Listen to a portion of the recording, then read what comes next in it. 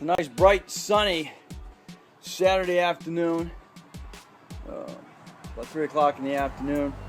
I'm working on my daughter's 2000 Kia Sportage again because it's had a gas tank leakage, and I've patched as many times as I'm going to patch it because the kits are 14 bucks a piece. So you know, you can go to the junkyard and get one for 50 bucks. So that's what I'm doing today. I'm dropping it and going to go ahead and reinstall it. This is what you got. There's a difference between the 2-door and the 4-door, and I take it's because of this droopage. So when you're looking for one, let them know you got a 4-door or a 2-door before you install it. Right now you have a total of 6 bolts you have to drop. They are 15 millimeter, and they might be a little tough depending on how long they've been in there. I just snapped one off, so now I'm going to have to deal with that once I get it dropped. You got a total of four hoses that are going to go here, and this is your filler, of course. Then you got your fuel pump is installed as well. So we decided to give me the whole kit and caboodle here, and I'm going to give him the whole kit and caboodle back because you're not going to get those nuts off of there, being as old as it is. So that's the bear. So anyway, I'll follow up with you and let you know what I got from there. Hey, Dana here. Here's my follow-up on placing the fuel tank on my daughter's 2000 Kia Sportage. Well, unfortunately, it's really, really tight in there.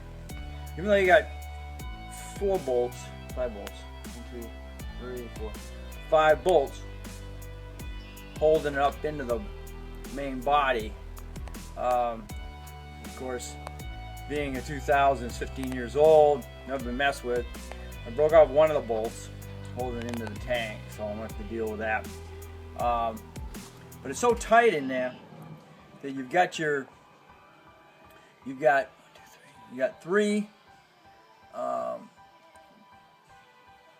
vacuum, they're kind of like vacuum tubes that go into a collector. You got your fuel line, and then you've got your return line. And I mean, they're really tight to get to. And of course, they got those little squeeze clips that hold each one of them, and then trying to get to those is a bear. And I found the easiest way to do this section here is to go ahead and remove the tire, and then you can get right into this mess here. As you can see, I got 3 lines that they go in here. I would have removed the tube line, the filler tube, but the bolt started to snap off up here at the actual filler nozzle end. So you've got right here you got your hose going in, and then you got your tube, and that's where I'm at right now. I got in there, I had to get up underneath and get the your 2 main lines disconnected. You've got the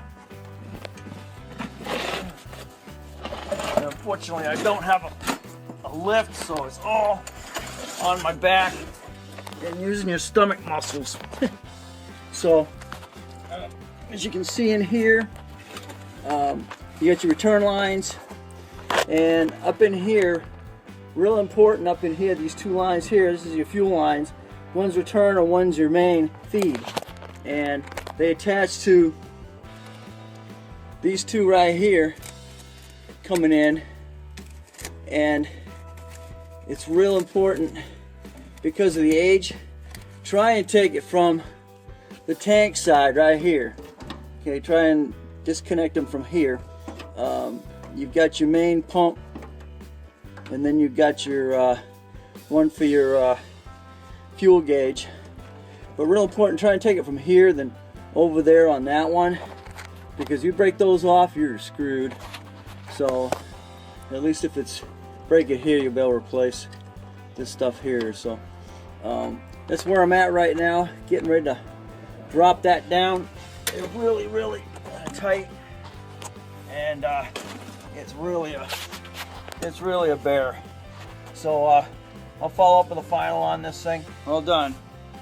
A couple of the bolts broke off, so I had to re-drill holes and put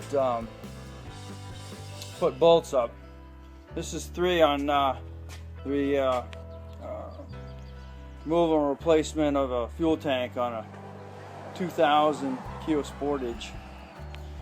There is a I found that there is a panel that's under the back seat here, but I would have a mess trying to get to that thing.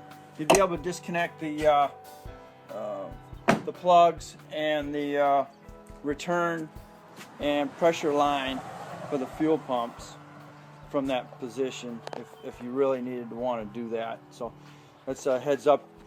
There is a panel under the back there. You have to go up underneath carpet and pull out 4 screws, and you'll be able to get to the top of the tank. But the things I want to stress is make sure you put jacks under it, because you're gonna have to remove the rear wheel here, and then get the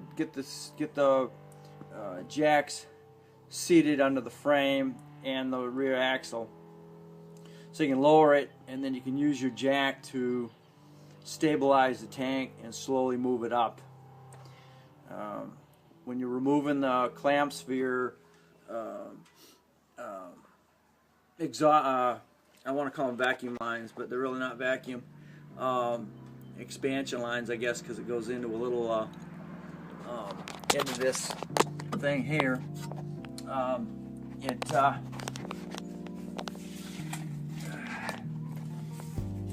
This little doohickey here. You got 3 lines going into it. Then you got your overspill line for your fuel tank, and then of course your filler tank there as well. You got your clamps. Check your lines. Make sure they're not cracking. If they are, just go ahead and replace them. And then put your tank up, get your lines back on there, nipples I want to call them, and then just go ahead and stick it all back up.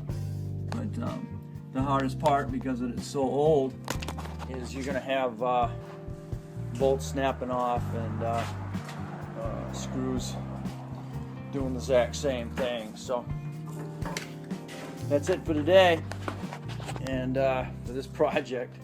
It was a nasty one. Took me about 4 hours, and very messy. Again, make sure the vehicle's jacked, and then stabilize everything. So that's it for this one.